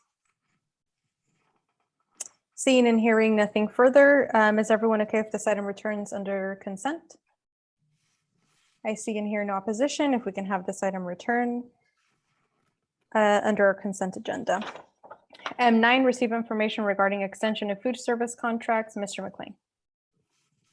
Thank you. And so we have 3 contracts that were previously done with RFPs, 2 of them in 2018 and 1 of them in 2019. But we have Gold Star Foods, Glasso's Bakery, and Focus Packaging that all have terms in their contract to be able to extend those for an additional 1-year period at this time. So we are recommending that those contracts come forward, and these contracts are funded through the Cafeteria Fund 13. Thank you, Mr. McLean. Any questions or comments from the board? Trustee Atkins? Mr. McLean, I'm sorry I'm picking on you tonight, dude. It's all right. Hey, on this contract for like a Glasgow, whereas we know that the cost of raw goods is going to be going up here in the very near future. Is there any type of clause in that contract that sort of protects them for such cost overruns? Yeah, there is a potential. Often with Glassos, if you go back over prior years, you'll see that there's sometimes just a small increase just to cover some small increases in cost, kind of a cost of living, if you will. Okay, I'm just, because they're going to be suffering from this virus thing just like everybody else is. So that is true. Yeah, so there is a provision for that. Yes. Thank you, sir. You're welcome. Any other questions or comments? Seeing and hearing nothing further, is there any opposition for this item to return under consent? If we can have this item return under consent, please. Thank you. M10, receive information regarding Madison Modernization Project numbers 1718-104, Furniture Phase 2. Mr. McLean. Thank you. So this project is moving along, and if you recall back in February, the board approved the furniture for Phase 1. So we basically have 3 phases on the project here with different wings of the school, and so we're right now of needing to place the order for the furniture for those classrooms for the 2nd phase, and it's pretty similar to Phase 1. It's just a little bit different. It's about 124,000 and change, and this is using a piggyback contract with Meteor. Meteor Education is the supplier, and we do have a piggyback contract with them that gives us preferred pricing. So we're asking that this item be placed on the next board meeting for action, and I'm happy to answer any questions. Oh, let me just also add that this is funded through the state matching funds program, the facilities fund program, Fund 35. So it does fall outside of the general fund. Thank you, Mr. McLean. Any questions or comments from the board? Hearing, yeah, Trustee Cervantes. Curious, it helps refresh my memory. For a dollar amount of this size,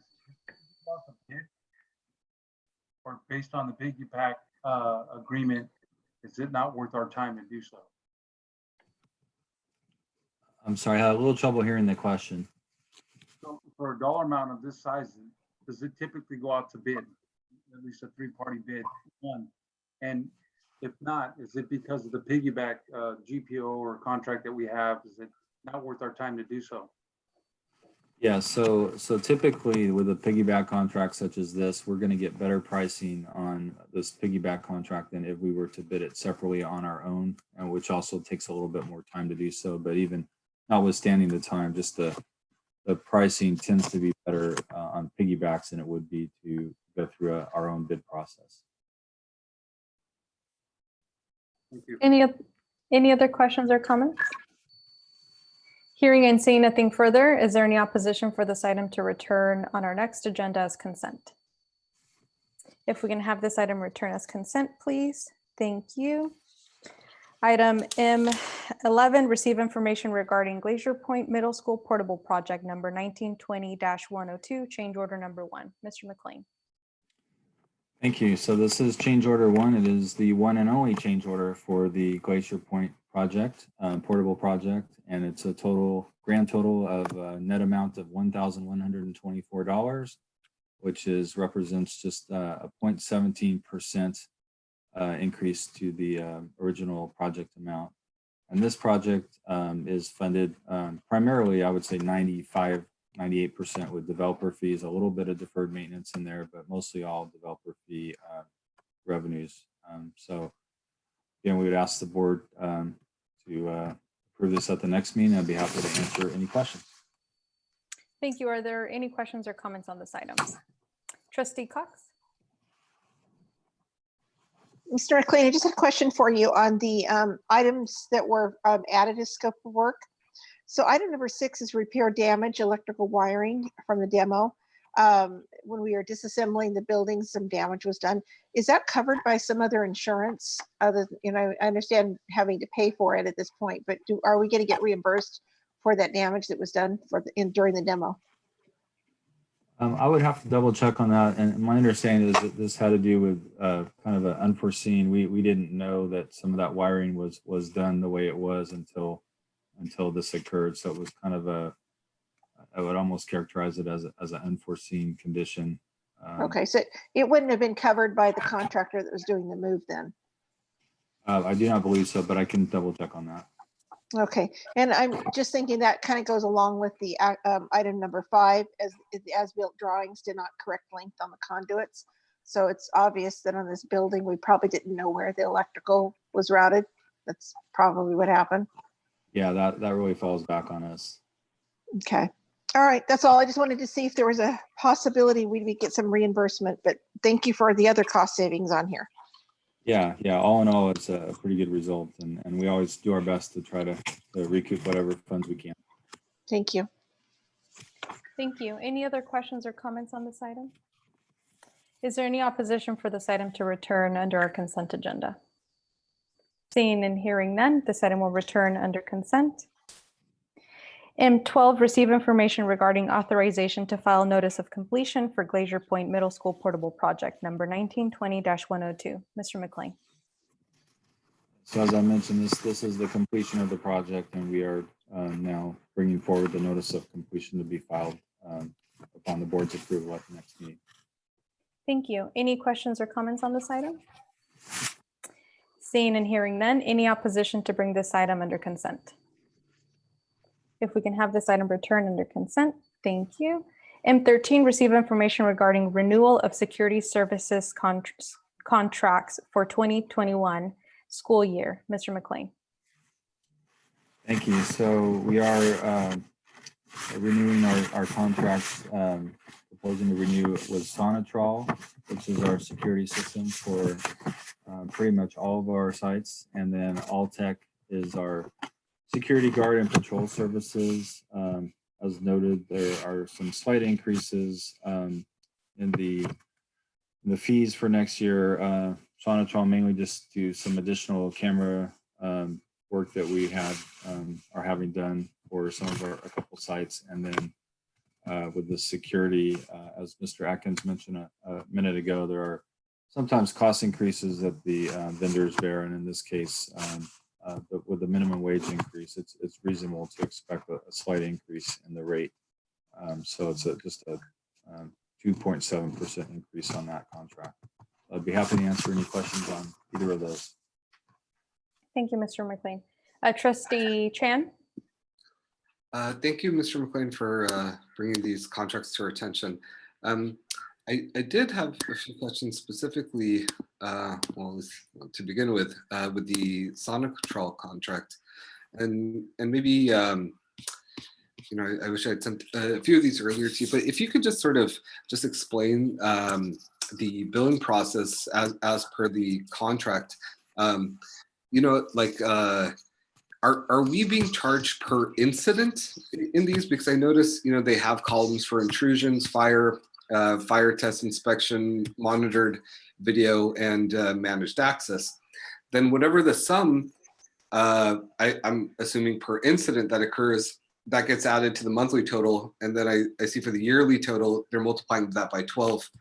And, you know, hence possibly having like a large discrepancy in our yearly total, even per school site. Can you explain to me a little bit just how the billing specifically is done, and is that how we're being charged? Yeah, so the attachment that's there, I believe is showing the monthly amounts, and you can see that there are different levels for different schools, and so I'll being new, I'll have to circle back on that and see whether that may just be based on square footage. I'm not entirely sure, but I can get some answers for you on that, and also in relation to the callback charges, I can get some more information for you on that as well. Thank you. Any other questions or comments? Mr. McLean, could we also have information regarding where the additional cameras are being added, or how many? Even if we don't get just the site locations, I'd like to know how many more cameras are being added, if that's part of the justification for the increase in the cost of this contract. My understanding is that those are at the maintenance and transportation areas, and it's switching over from analog to digital cameras. Okay. Trustee Chan? And one additional question for information, Mr. McLean, sir, if we could get information about the original contract, I assume that the board awarded it back in 2019, as well as what were the bids for the Alltech contract. I'd just be interested to relook at that information. You want the previous contract amounts and when the RFP was done? Exactly. Thank you. You're welcome. Thank you. If we can have this item, are there any other questions? Okay, I want to make sure I didn't miss anyone. If we can have this item return as an action item, please, and we can get answers to some of those questions that were asked. Moving on our agenda, advanced planning. Superintendent Alvarado. Thank you, President Carrillo. The 12-month board calendar is attached. If you have any questions, please direct those questions to my office. Thank you. Additional information and closing comments by the Board of Trustees. Are there any board members wishing to speak at this time? Trustee Atkins? Yes, I just got a request here, and after reading some of the information that was given to me, this is probably the correct channel to make these requests. Could I get some type of a dollar amount on what the transportation costs are for shelling kids from east to west? Also, could I get a total or a cost analysis of what the ag department actually costs us per year to, you know, offer that program? And also, could I get a some type of a budget spreadsheet on a high school athletics programs with the PE, as well as that without the PE program for extracurricular activity? If any other board members would be along with me on that, I would definitely appreciate that information. If nobody else would desire that information, then I will withdraw my request. Trustee Chan, are you just supporting? Okay. And I have support from Trustee Paul. Yeah, so if we can get that information. Oh, I'm sorry. Do you want to speak? Go ahead, Trustee Paul. Thank you. So if we can, administration request, if we can satisfy that request, we can be in communications and let Mr. Atkins and the rest of the board know how much time is needed to gather that information. Thank Sure. you. Trustee Paul? So I definitely support that, but I wanted to make a general comment. We've seen a lot of requests for contracts to be approved, considered. Significant part of those have increases in fees. And while I totally understand with the market, the way, with minimum wage going up, with businesses hurting, we stand to really have a significant financial issue coming up. So the question I have to staff, I guess, is, are we pushing back? And if not, I'd urge you to consider doing that. When a contract comes through, we see fees going up, we see prices going up. I highly recommend pushing back. Thank you, Trustee Paul. Any other comments from any other board member? Hearing nothing further, we'll move on to our next item. Our next meeting is currently scheduled for Tuesday, June 9th, 2020. Our closed session will begin at 6 p.m. with our open session beginning at 7 p.m. or as soon as thereafter. And it will be held through this virtual meeting that we've been hosting our meetings. Our next item, adjourn to closed session. We don't need to adjourn into closed session, nor do we need to reconvene it from closed session. Is there a motion to adjourn today's meeting? I have a motion by Trustee Chan. Is there a second? I have a second by Trustee Atkins. All in favor, please say aye or communicate your support. Thank you. Any opposition? Any objections? Motion carries. We are adjourned at 9:05. Thank you, everyone. Have a good night. Good night. Seeing all your guys are smiling faces.